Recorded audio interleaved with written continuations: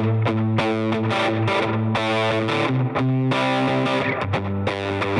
listening to the Cantina Cast. Your home for thought-provoking Star Wars talk. Join Albert and Jonesy in breaking down the latest news, trailers, movies, and of course, your favorite characters from a galaxy far, far away.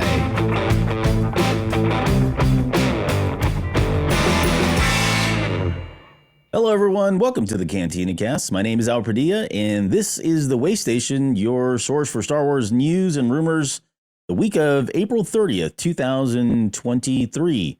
Jonesy has a night off yet again, so joining me tonight is none other than Lauren. Lauren, welcome to the show. How are you? I'm good. We've got some interesting headlines coming out. Yeah, there's some really good stuff in here. It's kind of heavy on the new Jedi Order film, if we're going to call it that. I don't even know if that's the official name just yet. But we've got some other fun stuff in here too. We're going to talk about Star Wars Day. Some of the May 4th is just around the corner, and StarWars.com has a full list of all the things that you can get as far as deals. So we're going to go through all of those and just do some window shopping, kind of highlight some of the things that I think that both of us are interested in purchasing. And then we've got some audio clips a little bit later from Jon Favreau and Dave Filoni talking about the future of Star Wars and specifically their movie, which I'm not going to call Heir to the Empire, but it is probably Heir to the Empire. That's just what I'm thinking. So I think you're allowed to take that one. Okay, I can take that one too. And if time permitting, we've got other stuff as well. There's been a lot that's been happening, honestly, in the last week or two. So there's plenty of news to get into.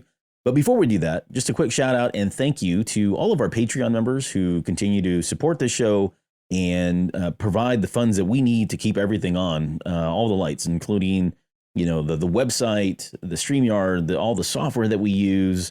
It just all goes back into the show. I mentioned, I think last week, that we bought a tablecloth, which sounds kind of like trivial, but at the same time, we could have used that back at both of the celebrations. We had an event coming up this week where we're going to be able to display that. And it's got the really nice logo on there. So, big time. So thank you. We couldn't do all that without our Patreon supporters. And specifically, thank you to our now part of the tribe members. So Rob, welcome back. Rob, also, first off, appreciate that, man. Mike Borda, Lauren, Dante, Risk Bayless, Justin Jackson, Sharkman Dan, Daz, Isabella, Uncle Leon, I almost called him Uncle Louie. Uncle Leon, Josh C., Jacob, and Steve. And then shout out to our Delusions of Grandeur members, which are Rod and CJ. Again, thank you guys so much for your contributions and support of the show. If you guys are interested in Patreon, you can go to cantinacast.com/Patreon, and you can sign up for any one of the tiers there. Support for the show starts as little as $1 and it goes all the way up to $20, and you can see all the bells and whistles and the benefits that you get from all those. So head over to Patreon and see if there's something there that you'd like to help and help with the show. Okay, so now that we've got the business out of the way for that, New Jedi Order, what do you got kind of cooking? What's coming up here in the books for you, Lauren?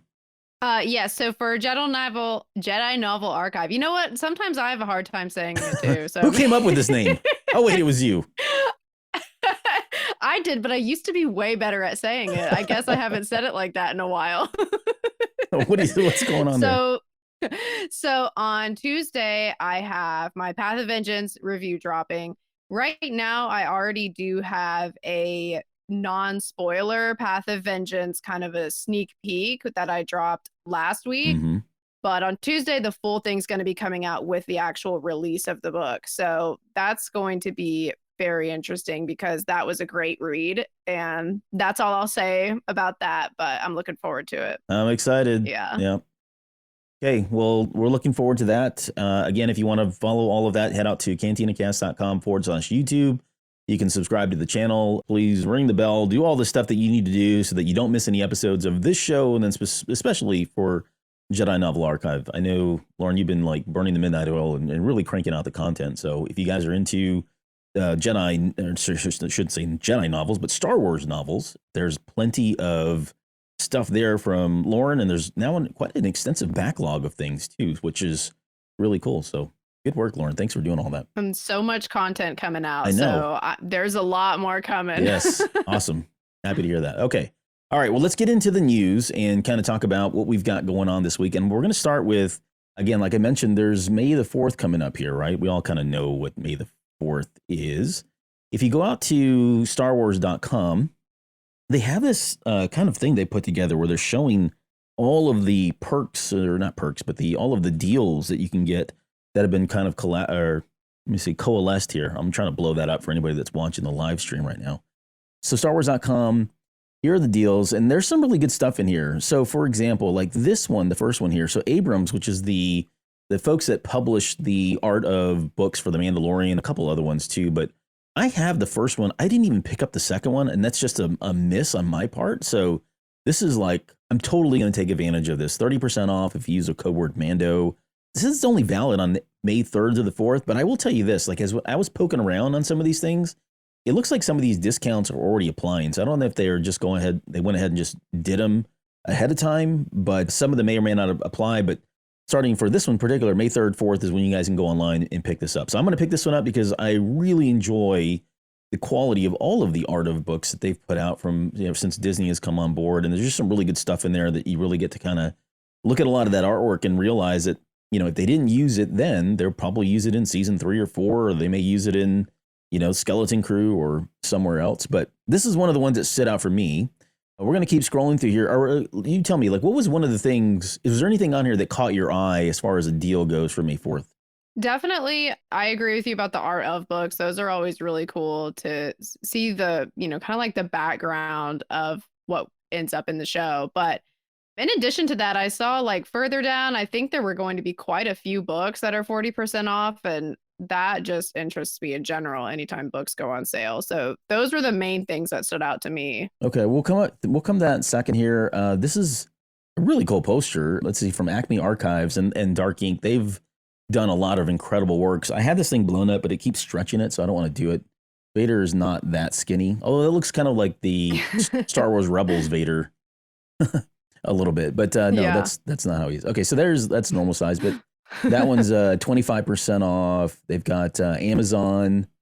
Looks like they have just specials in general, right? If you go to Amazon on May 4th, there's nothing specific here. So, I mean, it shows a family. I don't know what they're doing. Eating nachos and playing a Star Wars game? Yeah. Nachos and a game seems like a little bit of a dangerous combo. Yeah, no, they're crackers and cheese. Okay, that's better than nachos. Hey, we're from Texas. Cut us some slack, man. We don't know what nachos are. That is crackers and cheese to us. Yeah, it is crackers and cheese, right? Yeah. This is, let's see, who is this here? This is American Tourist. So the guys that make luggage. That's cool. I wish they would have done like, I like the art, don't get me wrong, but if they would have just slapped Revenge of the Jedi on there, like it would have been I would have bought the set. I need something for Japan here in 2 years. So true. And you won't lose that bag. Like when it comes out on the carousel with all the other ones, that one would be super easy to see. Right. They're like, whoa, who's a nerd? Oh, there he is. He's wearing a Star Wars shirt and cap. It's got to be that guy. Easy to find. Yeah. Yeah. This is cool. This is the Beeline Creative. So this is like a set of tikis, which is kind of like, I don't know. When you go to Celebration, there's always a tiki set of some sort. I've seen them online for, outside of Celebration as well. But I guess I don't drink enough liquid from tikis to like invest in a tiki collection or set, but they always look cool. Do you own any like tiki sets by chance? No, the tiki thing, it's a specific look. So no, I don't have any tiki stuff, but that is cute. I like the designs on those. Yeah. What do we got here? 25% off the entire store. This is Box Lunch.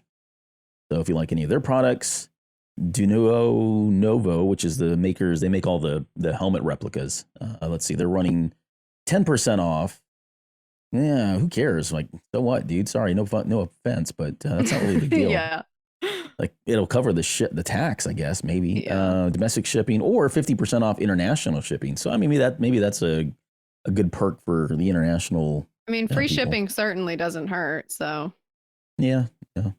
Star Wars Day, 20% off rings at Enso Rings. You own any of the rings? Like I keep seeing these pop up for like Lord of the Rings, all these different like IPs and franchises, and I've never bought a single one of these. There's nothing, I don't have anything against them, but what about you? I don't have any, but the designs always look really cool on those. And I like the colors. Yeah. Look, you can wear Jabba. Now, if they had a Maz ring, I might be all over that. That would be so, yeah, you would love that. I would love that. Yeah.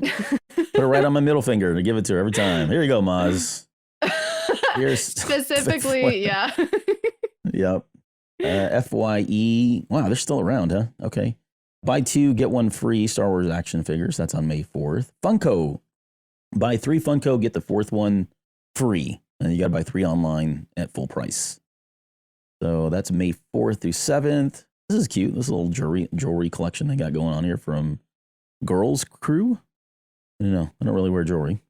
That's not me. Let's see. They got the selfies for the figures. Huffy's doing 40% off. So bikes for kids. That's a pretty good deep discount. Okay, so this one. This is the one that I'm like, if you don't have this Chronicle, so if you're a High Republic fan and you don't have Chronicles of the Jedi, let me blow this up again. Yes. Okay. This is what I was asking earlier. I was like, is the picture, that is one of them that's 40% off, right? Yeah. No, that's how I'm reading it. Yep. That's one that I have to go get for sure, because that's been on my list. I think I showed this on a show and tell. It wasn't on the Tatooine trade post last week, but the week before that, before we rolled that show out, I think on the show and tell version of that Patreon show, I was showing this one, how it's kind of got a leather cover and it's got all this beautiful artwork on the inside. I mean, they really did a great job with this. So if you're a High Republic fan and this has been on your list and you've seen it at 40% off, I mean, this is like a deeper discount than I got for pre-ordering it. So to me, this is like a no-brainer. Like, you really have to get this one. So InsideEditions.com. That book did look like a must-have. And it was also one of those ones where, in addition to having really cool art, it looked like it would be a good resource too, which that always means a lot to me when it's like art plus a resource. Yep. Especially like as a reader's companion for like books. Those are always invaluable. So right, exactly. Lego's got a lot of stuff going on. I'm not going to read all this stuff. Just go. I mean, there's a ton of crap in here. And then as usual, when you go, like if you go to the Lego store and you buy a certain amount of Lego, they give you like a free something. I think this is what they're giving away this year as an X-Wing. This little mini X-Wing. Cute. I like that. Yeah. Macy's, buy one, get the second 40% off all Star Wars toys. Again, didn't realize they were still around. Let's see what do we got here. Milk Snob. I don't even know what this is. What? Milk Snob. Oh, this is a baby carrier cover. Oh, okay. I was like, that is a very specific shape that I couldn't place. Yeah, I could be wrong. I'm not saying I'm right, but I mean, maybe you throw your baby in this one. Yeah, that is, now that you say that, that's what it looks like to me. Okay. The print's cute. It's got like a little baby print. Yeah. This book is really good. And I feel like we didn't give it its fair shake. And I know a lot of people didn't either, but May the 4th, if you're interested in Ronin, this is kind of their timing this in, of course, they're coordinating this with the release of Visions 2, but you can get the e-version of Emma Camden's book, Ronin, for $2.99. And it's definitely worth $2.99. This book was so smart that it was like, I couldn't even get through most of it. I got through it all, but it's one of those books where I had to reread everything. I'm like, crap, this lady's incredibly intelligent. You had to take your time. Yeah. I did. I had to take my time. She was like 2 steps ahead of me the entire time. But really good book. 40% off Regal Robots. So these guys have all of the replica stuff, right? You can kind of see it here. They've got like the Mythosaurus skull. They've got the replica, I don't know what they call them, but the bombs or detonators that Mando uses. You can buy one of those. They got a ton of other stuff as well, but theirs is not bad at all. 40% off. Yeah, that's a May good 4th deal. To 7th. We got more jewelry, more fine jewelry. Wow, this is really fancy stuff. Look at that. Yeah. Would you wear something like this? Do you wear anything like this now? I do have I have a little Jedi symbol necklace that I wear sometimes. Yeah. Do people notice it? Not usually. I don't get a lot of comments on it. No, it might be too specific, but right. I mean, I like it. It looks good. So that's what matters, I guess. That's what matters. Yeah. Target's doing 20% off. Oh, good. Here's one. I think this is the last one, and the one that I think I'm probably the most excited about, with the exception of some of the other books and the Mando book. But 40% off all posters at allposters.com. They have. We're not going to click the link, but if you go here, they have just about every poster that's ever been released. Even like you can see here in the middle one, this The Force Awakens. This is the IMAX version posters that they did. The collection of those. You can buy those replicas, and they're full size movie posters. But yeah, I mean, 40% off. I mean, these are like $20 to $23 a piece, which is really good because normally you spend $40 on these things. And the ones that they have in the ad are like the ones that you don't usually see as often, which is cool. Yeah. I think that's the last one on there. So yeah, some pretty good deals here. The only thing I did not see on here that we tend to see is on the video game front, and it's usually the same stuff. Like Steam will do 40% off all Star Wars games, right? So if you want to go back and play like KOTOR 1, KOTOR 2, all that sort of thing, all those games are out there. They give them pretty deep discounts on them. So I'm sure that'll get announced here. Maybe they'll append to the website. But yeah, if you get a chance, again, go to StarWars.com, click the link. You can see all the codes there, and may your wallet be with you, because I think I'm gonna spend quite a bit here. I always spend a lot of money on May 4th for obvious reasons. I guess that's the plan. That's that's what they want. Part of it, yeah. That's what they want. Let's talk about the new Jedi Order next up. So the rumor is, first off, May is coming in 2025. So Jonesy and I were talking about this a couple weeks ago as well, that it was probably looking like May 20. Or I'm sorry, I wouldn't keep saying May, but the movie was coming in 2025, New Jedi Order. They're talking about pre-production in August, and that casting would happen sometime after summer, maybe possibly right around Labor Day. Now, I've heard this from a couple different sources now, so I think it's tracking. And these two different sources are people that they don't really have the same sources that come to them.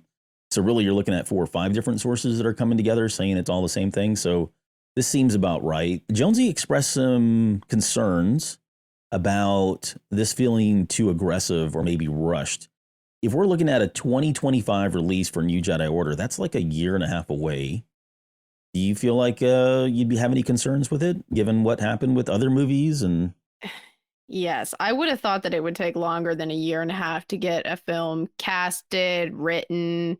Well, maybe it's already written. I guess we don't really know that for sure, but casted, everything organized, costumes, props, puppets, all of that. I don't know. That sounds like that would take longer than a year and a half. And then you have to shoot it, and then you have to put it together. So yeah, I don't see how they're going to do that. And I do have major concerns about rushing things, because that hasn't worked out well in the past. So I like to say that I'm willing to be proven wrong. I would love to be proven wrong, but right now that does sound a little quick. Yeah, it does feel aggressive. I would agree. The only silver lining, I don't know, positive, I don't know how you want to look at it, was, and we're going to talk about this here in just a few minutes, but in terms of the writing and the script, it sounds like that is almost wrapped up here. Okay, that's good. I mean, we're just now getting wind of the Lindelof stuff, which we'll talk about. But a lot of this is, I mean, we're always, we're probably 2-3 weeks, maybe a month, 2 months behind on some of that stuff. He was already out at this point, and the new writer's now been in place for at least 30 days, maybe even longer. So I don't know. I guess if they could get pre-production started in August, and then casting and everything by summer, Labor Day-ish, they start filming around that time. I mean, it's a quick turnaround, but, we don't know when in 2025, right? They could pull, it could be sometime in December of 2025. Disney seems to enjoy the summertime, the wintertime Star Wars release, where Lucasfilm was kind of more traditional back in May, around that May 4th era, or sometime in the spring. So, we'll see. I guess it depends on exactly where it lands in 2025, but I would agree it does feel a little bit rushed, or possibly setting themselves up for some hurt. Okay, I guess on to that be front, fair, some of the go ahead. casting, I was just going to say, to be fair, some of the casting is already decided, probably. So maybe they don't have a ton of other casting to fill in. So maybe that won't take as long as I'm thinking. Yeah, and we're going to talk about that too. As though, you're hitting all the right notes here. So let's talk about Damon Lindelof. So I've got an article that was pulled up here. This is the article he did on Esquire. It was actually more of an interview. If you go to the website and find this article itself, there's a video you can click on. He talks about a lot of different things. He talks about his time on Lost and Watchmen, The Leftovers, some of the other stuff he does. Again, in full transparency, I'm a huge Lindelof fan. Like, I love everything he's done. It's bittersweet. I understand. I mean, like, my favorite all-time show is Lost. And for all the good and bad of that, right? We talked about this at one point on the show. We talked about Snake in the Mailbox. I have to explain that another time. But I really enjoy listening to him talk about anything and everything he does. He's so passionate about it. He's such a fan, in my opinion. But it was kind of heartbreaking to hear that he had been let go. And so Esquire had asked him, there was a question that came up about whether or not it started by, hey, we heard that you were in talks to do a new Star Wars movie. And he kind of says, look, I was in more than just talks. I had joined the Star Wars universe and I was asked to leave the Star Wars universe. So if he did say on that note, he did say that if he was ever asked to, quote, get back in line again, right, to come back in, he would do it without a hesitation. Like he really wants to do Star Wars. And in fact, in this little thing here, in this clip, and we're not going to play the clip, but in the clip, if you watch it, he's talking about how I think The Empire Strikes Back was his first movie, or Star Wars was his first like movie experience. I think this guy's like a year. I think he's my age or 1 year younger too. So not that that's important, but that's when I talk about my favorite movies and those experiences as a kid. It always goes back to Star Wars. And so for him, this was a passion project. It was something like he felt like it was the alpha and the omega. It started with Star Wars. He wants to end it on Star Wars, so to speak, right? So it sounds like he would really be interested in doing all of this. Here's the question I have for you, though.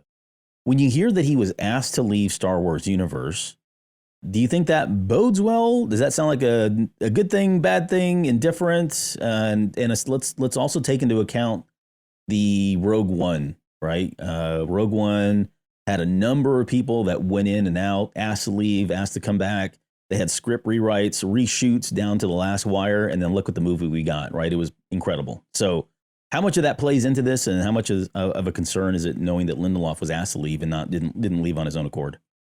So I do think that whatever happened, I do think that they could probably turn it around because of the Rogue One example, like you said. Like, we have been shown that even if certain people don't work out, then, they can still fix it at times. But I do find it strange that he was asked to leave, especially after how much buzz there was about him doing a film. That it's strange to me that like all of that information was out there and then it was taken back. Because I know that there have been instances where like before anything was put into the media, people were kind of changed out, asked to leave, come back, all of that before many of us even knew about it. But with him, I mean, I feel like it was out in the news that he was going to do it. So the fact that it made it out there and now he was asked to leave, that is just, I don't know, something about that sounds odd to me. Yeah. So not in the Esquire article, and he makes no mention of the specifics. Okay. But again, as far as a rumor goes, and again, this isn't a leak of any sort. This is truly a rumor based on some of the other sources that I follow. But I had heard that he was asked to leave because the script that he had, I mean, he had turned in a first draft, right? And that first draft, after I guess they had given him the time frame, like, hey, we're trying to get this movie by 2025. I had heard that he was like, there's just no way. Like, I can't do it. Either, it's my movie, it's my script. I'm going to need more time to really do this right, kind of thing.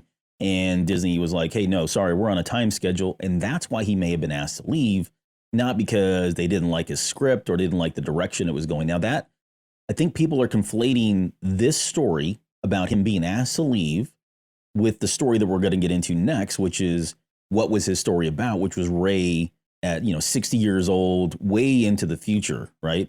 I think I don't think those are mutually exclusive. I think they could be, and until we find out more, those could be separate kind of stories and both be true, right? He has a story that's 60 years in the future. They decided to change direction on that story, but that doesn't necessarily mean that was the reason that he was let go. I can see where people tie these together. It's very easy to tie into, oh, they didn't like his script. They didn't like the fact that he was going with an older Rey when they had Daisy Ridley now. And so therefore he was asked to go. However, what I would say in defense of that, or I guess in contrast to that, is if that was the case and he had already turned in his first draft, usually in the first draft, you have the higher level beats, right? So I don't think there's any way he would have snuck in the fact that, oh, Rey is actually 60 years old or much older. And Disney said, okay, yeah, that's cool. And then later on go, oh, wait a minute, we didn't see that. Sorry, we're going to let you go because we didn't like the story. Does that make sense? Yeah, it makes sense to me as well that if the issue being the 2025, I mean, that sounds very believable that somebody with experience who understands how long these things take would say like, hey, this isn't super realistic to get this done in 2025. So that to me sounds more believable than them not liking the story. Yeah. So to kind of piggyback on that, again, it was set 60 years after the rise of Skywalker. Allegedly, this is from John Roca and Jeff Snyder over at the Hot Mic. There was an older Rey training 2 Jedi. There was a man and woman that she was training, and the comp for the pitch. So the comp being like when they pitch the story, they usually tie a current actor or actress to the roles so that people can get a visual of kind of what they're shooting for, what they're looking for. It does not necessarily imply that that's the person that they're going to go after to play the role. And what they had pitched was Helen Mirren was going to be the actress that they had in mind. Like imagine a Helen Mirren type actress in the role of Rey, playing Rey, which I don't know. I mean, again, I'm trying to remove Helen Mirren from this whole thing, but even still, like, why wouldn't you just put a Daisy Ridley and just age her? We have the technology, right? And that way you can have flashbacks. You don't have to worry about anything. We did it with Ian McKellen in as the Emperor. Of course, he had a lot of makeup on. But yeah, I don't know. How do you feel about an older Rey from a story perspective? Older Rey teaching 2 younger people 60 years after, or 60 years old, way beyond the Rise of Skywalker? Does that do anything for you?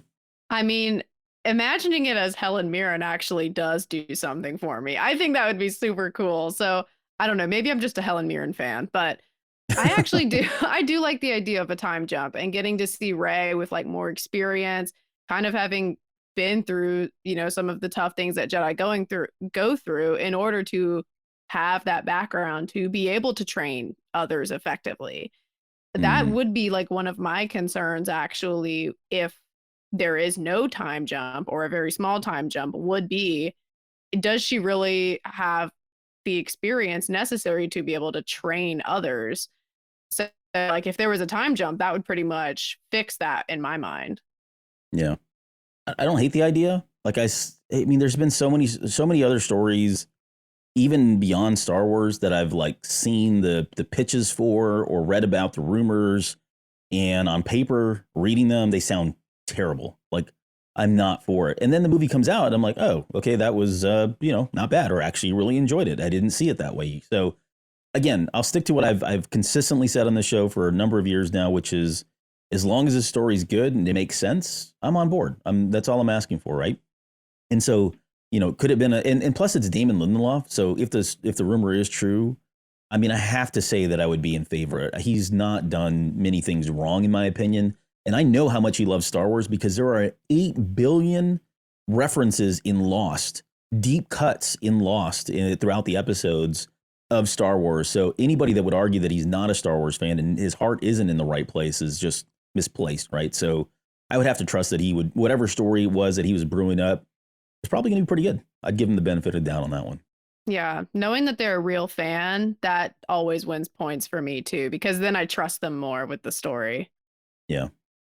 So the other rumor that we had here, and this is all again related to this new Jedi Order movie, allegedly, as we're calling it. Again, this is from Roca and Snyder from the Hot Mic saying that, so Roca says, from what I understand, and what some of the rumors have come out here, is that Daisy won't necessarily be the lead. She will be the Luke Skywalker or the Obi-Wan Kenobi of the situation, and she will rebuild the Jedi Order. So this is now talking about the current script that they've got out, where we know Rey is going to be starting up the new Jedi Order about 10 years after the rise of Skywalker.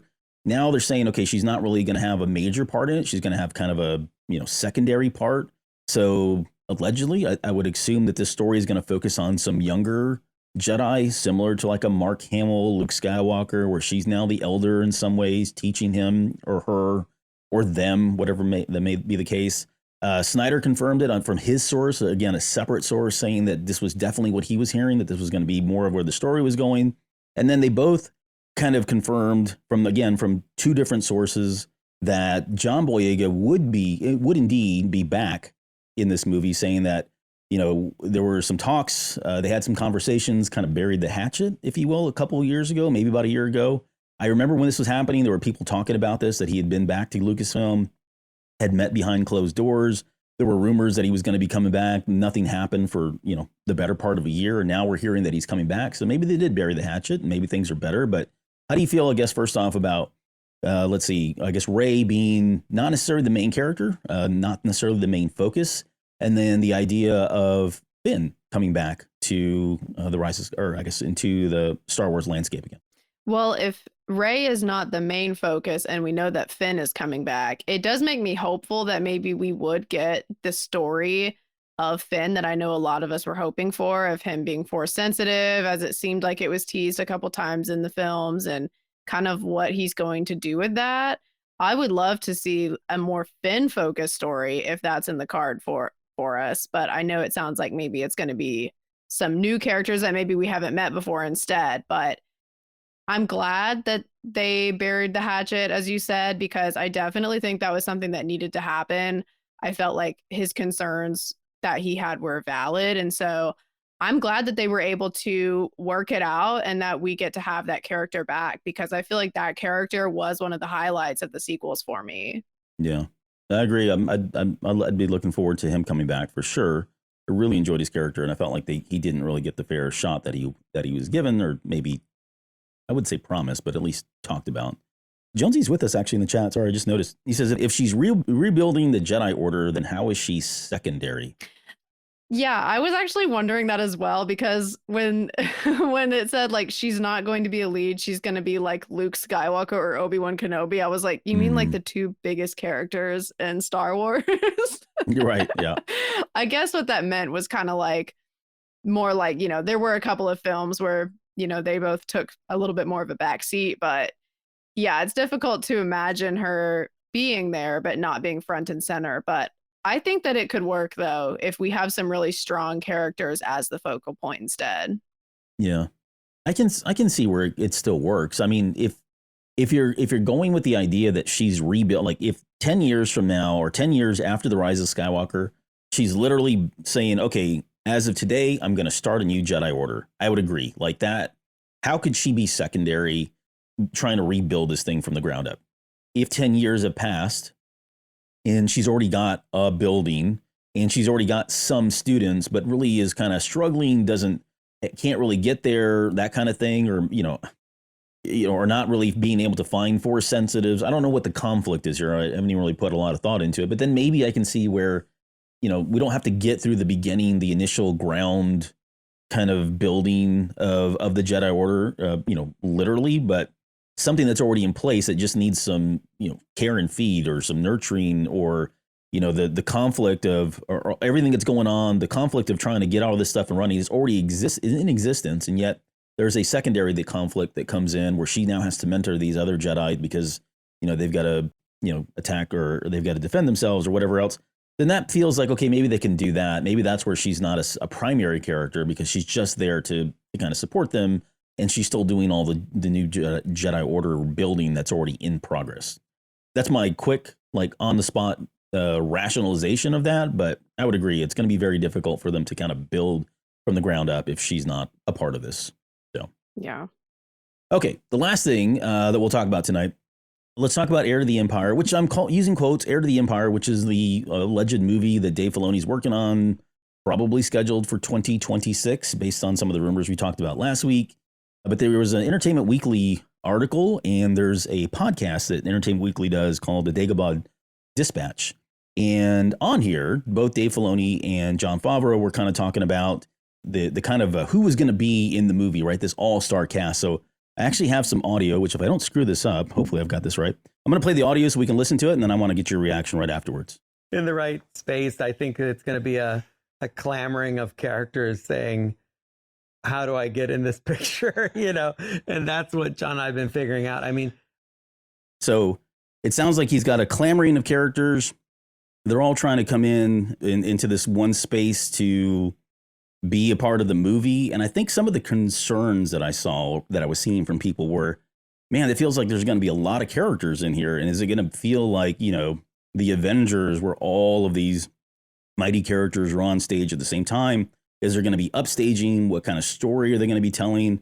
I guess from you, how do you feel about that? Any concerns about, having on stage Bo-Katan, Boba Fett, Ahsoka, Mando, Grogu, right? In my head, I'm thinking like, wow, this is going to be like 20 people on stage and they're all major. Luke Skywalker, right? Why not throw them all in there? How does that going to work? Cameo overload. Exactly. Yeah, I do feel like Dave Filoni can handle that, because I feel like he's written material before where we've had a lot of strong characters interacting together and it's worked. So I think that it could be fine, but I agree that it does sound like quite a lot. So it will be interesting to see how that works out. But I almost wonder if it's going to be kind of like, rather than them all being on screen together, it's kind of like them coming in and out at various times when it's appropriate and kind of like rotating a little bit rather than cameo overload all at once. Yeah, and I think and John and Jonesy's talking about it right now. He says the good news is with an Avenger style movie, it's not you're really looking for character development. It should all be done. And he's right at this point. I mean, we're all well aware of who the characters are. So really, it's just how do they fit themselves into the overall narrative of that particular story. And this is kind of what Jon Favreau talks about. So I'm going to roll the second clip here where he's kind of talking about this very thing. So here we go. In this galaxy, it's a long play. And if things go right, you get to do more of your story. Mm-hmm. And things, I think, have broken in a good way for us. And people have enjoyed the characters that we've been making. So certain opportunities came up the further we kind of went along, you know, and it's a part of the timeline that probably for me and you growing up with the original trilogy, Return of the Jedi was the end, but then you're always like, but what happens next? And then when episode 7 was set so many years later, like probably when I was a kid, I never would have thought it would have been that much later, but it made sense. It was basically real time. Yeah, it's almost real time. It created an opening where you go, wow, so a lot of the things maybe that we knew before are probably in there. How do we excavate that? Sorry, that was a continuation of the clip. That wasn't Jon Favreau. That was actually Dave Filoni. But what Dave Filoni was talking about here was just how to the long game. And I think that's kind of what we've been talking about too, right? There's a lot of the questions that we've kind of scratched our head on some of the series so far. Probably the most apparent, which is The Mandalorian season 3. There were some things that were thrown in there that we were just kind of like, why is this here? It's that long game. He's speaking to it. And we talked about it when we were talking. We said Dave Filoni doesn't do anything that's not intentional. He is world building. He's planting seeds for later down the road. And in that clip, you could hear him talking about that's how he was taught. And he said it's a long game, right? And he says, if you can pull it off, which I think is the key word here, or the key phrase, it's to be determined whether or not this is going to work. We'll see. But yeah, they're definitely have a plan in mind. There's definitely a lot of thought and conscious thought, very sensitive thought going into how do we get all these characters together? What story are we trying to tell? And how do we bring back Sabayoth? So any final thoughts on the two clips that we heard, or the Heir to the Empire movie that we're allegedly going to get? Well, I have high hopes for it because it sounds like all the building blocks are there to make it work. So me too. I'm pretty excited about that. Okay, so I know we're way over on time. We've got a few other things. Just quickly, some other stuff that's happening right now. Don't forget, Young Jedi Adventures is already, I think they're out. I think I saw the first 4 of them. Takes place in the High Republic. Super cute. Really enjoyed them. It's actually very inspirational. I'll just leave it at that. But they're definitely made for toddlers and like preschool kids. So don't get strung out about it not being, real, or the situations are comical. I mean, check yourself, please. Yeah. The other thing, just Jedi Survivor is out. The reviews so far have been pretty darn positive. I think everybody's been talking about, 8s and 9s in terms of how they would rate these, 4.5 out of 5s, 4 out of 5. So if you like the first one, I think every one of the reviews that I saw, and I did the research, said you got to buy this one because it's a lot of the same, and a lot of what really worked in the first one is in the second one. Officially, I think they're saying 25 to 30 hours of gameplay. So that's about on track with the first one, maybe a little bit more, a tad bit more, just kind of depends. Your mileage may vary depending on how good you are, how well you play these games. And the last thing I'll just quickly mention is there was a letter. So if anybody has the PC version of Jedi Survivor, there's apparently a lot of problems and problems for like the 1% of people. Like it seems like you have to have this incredible, amazing rig of a video game system or computer in order to experience some of these problems. So if you're, kind of like me, just middle of the road, PC user, you're probably not going to see it. But they did release a formal letter of apology saying, hey, we got it. There's a lot of stuff that's not working for high-end PCs. We're on it. This is Respawn and EA talking about it. So just know there are some bugs out there. Okay, last question before we get out of here. For Jedi Survivor, What did you land on that? I know I keep asking you every week, but I just want to make sure nothing's changed. What are you doing for coverage on that story there? I will be doing a story review, so it'll be very much from a storytelling perspective, but I am going to cover that here in a few weeks once we get through some more High Republic content. Yeah. And you're going to tie that into Battle Scars, I'm sure, as well, right? Right. Yeah. I'll be talking about kind of like how it all goes together, especially after reading that book and all of that. So I'll be getting into the details from that storytelling perspective. Very cool. Cool. All right. Well, we'll end the news there. Again, a lot of stuff going on. If we don't hear from you guys, we'll be back on. Actually, let me take that back. We don't have a show this Thursday because we're going to be doing a live show, Jonesy and I, here in Austin, Texas at Central Machine Works for May the 4th be with you all. Y'all, I should say, which is a Austin event that's held here every year for a charity. We're going to be doing a countdown. So quick plug for that. If you go to any of our social media pages, there's a link there to click to go to a poll, and you can vote for your favorite Star Wars movie. Not the best Star Wars movie, not the one that made the most money, but what is your favorite Star Wars movie? If you vote for that, we're going to do a live show on Thursday for May the 4th be with y'all and kind of count that down. So we're looking forward to that. Pretty excited about it. But again, if we don't talk to you guys before then, May the 4th be with you. Lauren, any final words before we get out of here? Nope. May the 4th be with y'all. Okay. All right. I don't have the updated credits. We'll have those up here later this week. But thank you again to all our Patreon members. And we'll see you guys, if you're a Patreon member, in about 18 minutes at the top of the hour. We're going to record our Spotlight Patreon show this week, which is going to be covering Life Immortal, which is a short story by George Mann. So until then, we'll see you soon. You're still listening? Wow, that's amazing. Well, I'm here to give you the disclaimer. Normally we do a big, long, drawn-out disclaimer thing saying what's what and who's what and all that other stuff, but I think you guys kind of know that Lucasfilm and Disney have no affiliation with us at all, and we have none with them. We talk about Star Wars, which is their property and all that other good, fun stuff, but I think you can tell which is our stuff and which is their stuff. If you can't, well, then send a lawyer to send an email to me, and I'll be glad to chat with them. Other than that, you know what's what, so that's your disclaimer.